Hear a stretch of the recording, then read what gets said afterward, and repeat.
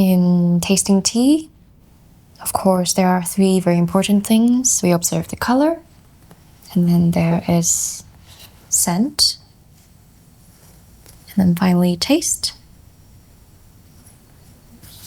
But for me personally, the most important thing is to turn our attention inwards and observe how the tea interacts with our state of being, how it's influencing our state of being, including both the body and the mind.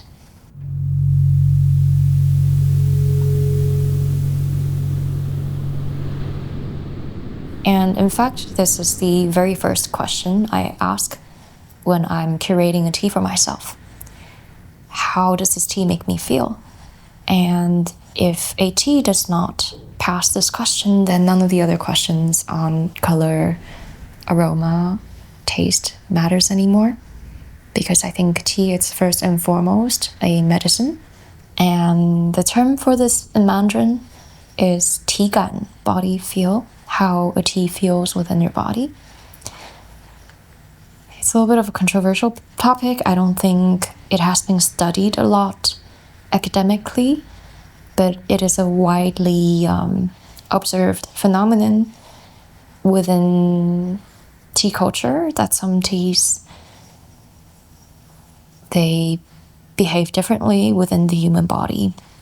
Each tea really does have a personality of its own.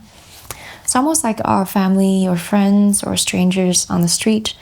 Some of them, the first time we see them, our eyes light up and we fall in love with them right away.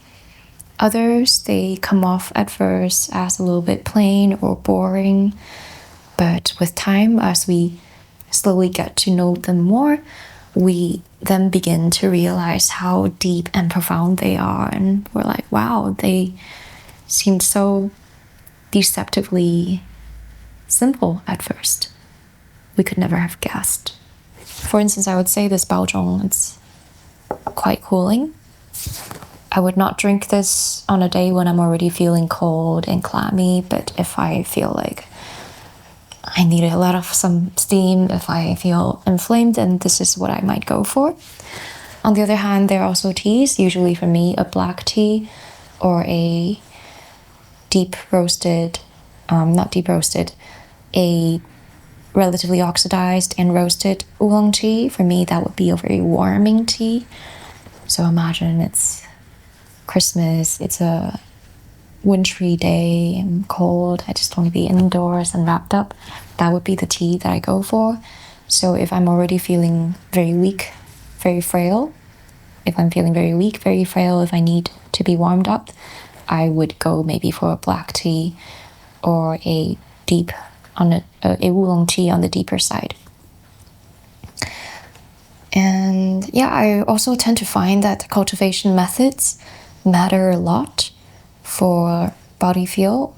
For me, I always at least start with organic if I can, and I find that wild-ened teas have the best body feel. But that's just me personally.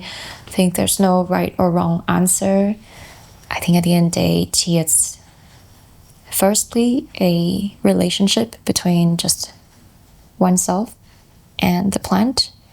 So we really speak to each tea individually first and let no one tell us how it should be.